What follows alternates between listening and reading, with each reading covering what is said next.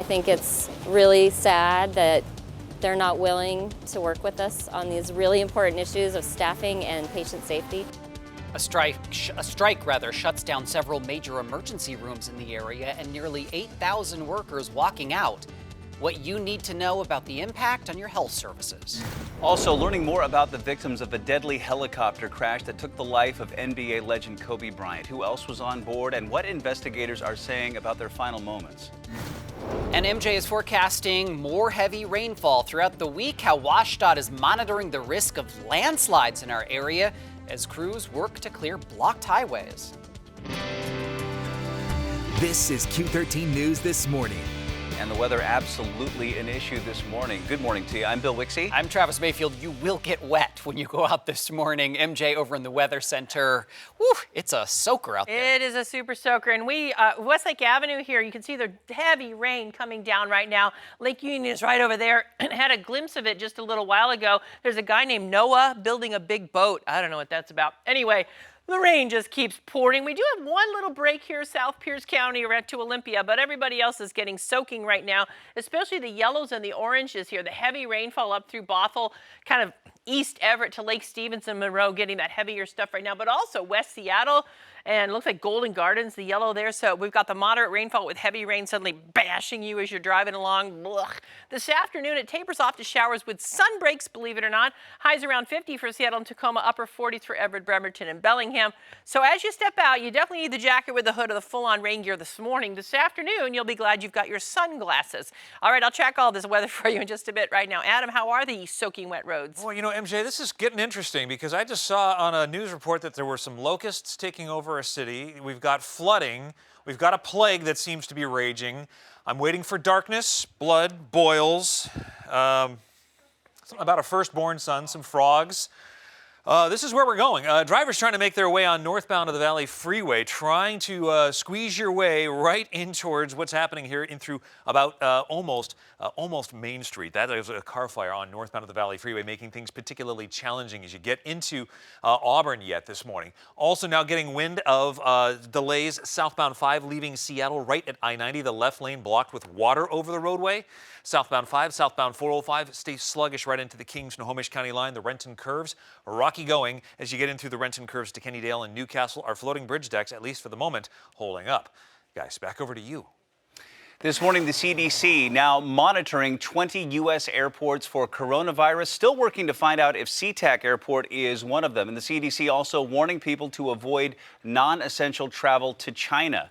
Yesterday, local public health officials briefing the King County Council on recent test results for 6 people after traveling to Wuhan. 2 of them tested negative, and they believe the other 4 tests will also come back negative. Meantime, the University of Washington reporting on their website 3 students were also tested for the virus after recently returning from Wuhan and showing symptoms. 1 student's test came back negative, and results are still pending for the other 2.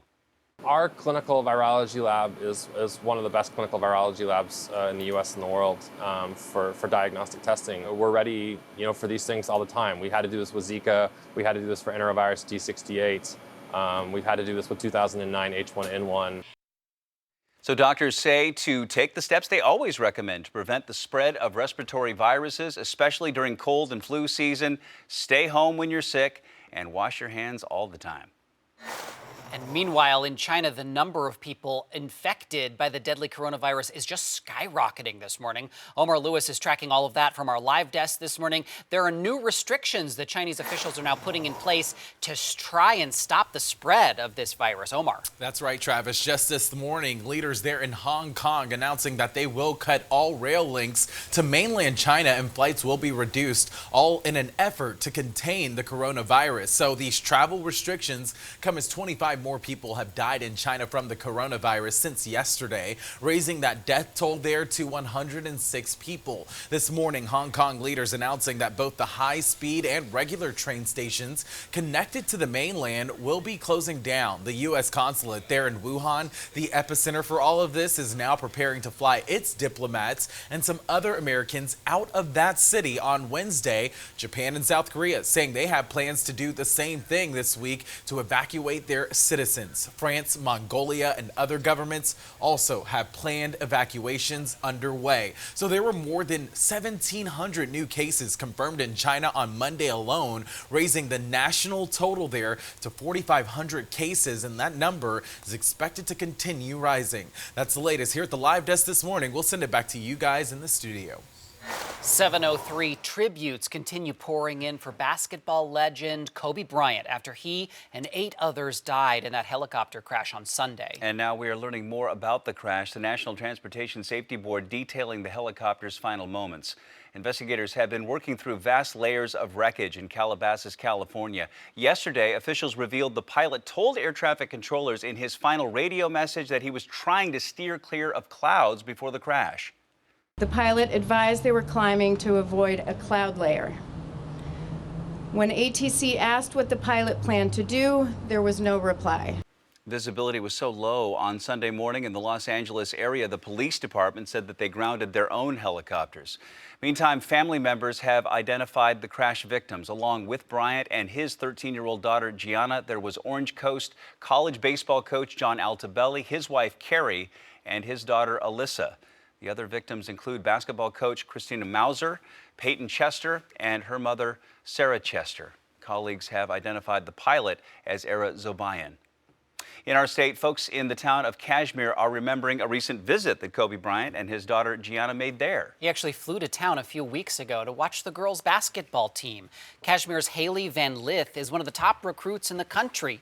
She'd traveled to Bryant's Mamba Sports Academy in California. That's where she became friendly with Bryant and Gianna. And during his visit at Kashmir High School, Bryant also took time to talk directly to the entire team. Now, we talked to the school's girls' basketball coach about Bryant's impact. He's the type of guy that you meet and you meet him one time and you talk to him for a couple minutes and you feel like you've known him your whole life. He's just that genuine and that kind and that respectful. The NBA also announced that tonight's Lakers game against the LA Clippers is now postponed out of respect for the Lakers organization. We're tracking some breaking news here. Thousands of nurses around the Northwest are set to go on strike starting this hour. Nurses, caregivers, other staffers hitting the picket lines at a number of Swedish hospital locations across Western Washington. Let's check in with John Hopperstad live outside the Swedish location in Ballard with more on why this is happening today. John? Hi guys, yeah, they just set up and they began picketing here in the last couple of minutes here at the Ballard location. You can see a pretty large crowd here. Actually got nearly 8,000 nurses and other staff that will be picketing at Swedish hospitals throughout the Northwest. This one in Ballard, though, is one of 2 here in Redmond that have actually closed down their emergency room while this picketing goes on, and this strike is expected to last 3 days. Nurses say they need help with staffing. They want to be able to retain nurses as well, and they don't feel they're getting a fair deal from Swedish leaders. We're going to be joined here by Terry, who has been a nurse here at the Swedish location in Ballard for 31 years. What do you think of this, and how did we get to this place? Well, we've been in negotiations since April, and it culminated just 11 days ago when we gave our strike notice. We just haven't made enough progress at the table, and our number one issue is safe staffing in the hospital, and we feel like being part of SEIU, a strong healthcare union, that we can partner with Providence Swedish to come up with answers to solve the 900 openings that we currently have throughout the entire system. Swedish leadership says they're offering an 11% increase in pay. What is your response to that?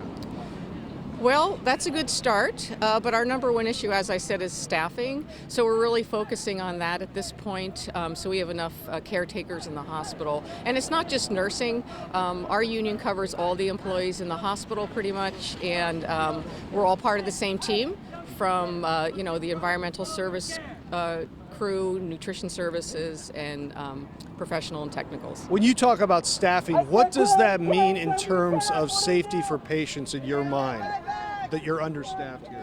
Well, we want to give extraordinary care and caring, and we need the tools and the personnel to do that. Sometimes I go home and I feel like I didn't do the best that I could. given the time that I had and the amount of patients I had to see. Are you surprised it's gotten to this point after being here for 30 years?